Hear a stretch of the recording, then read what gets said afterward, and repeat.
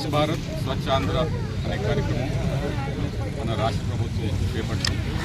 అందులో భాగంగా ప్రతి నెల 3వ శనివారం ఏదో గ్రామానికి వెళ్ళి మా తెలుగుదేశం పార్టీ కార్యకర్తలని నాయకులందరినీ కూడా ఏదో కార్యక్రమం చేపట్టమని చెప్పడం జరిగింది.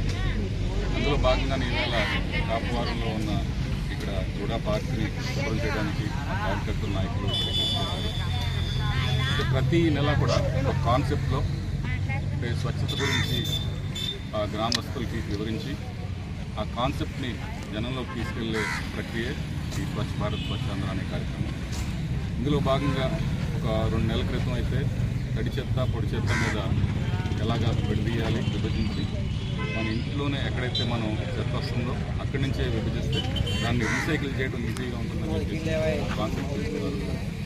మొన్న గత నెలలో అయితే ప్లాస్టిక్ రీయూజ్ అంటే ఒకసారి వాడి పాడేసే ప్లాస్టిక్ని మాత్రం మనం వాడద్దు, దాన్ని తగ్గించండి ఆ వాడకాన్ని అని చెప్పేసి చెప్పడం జరిగింది.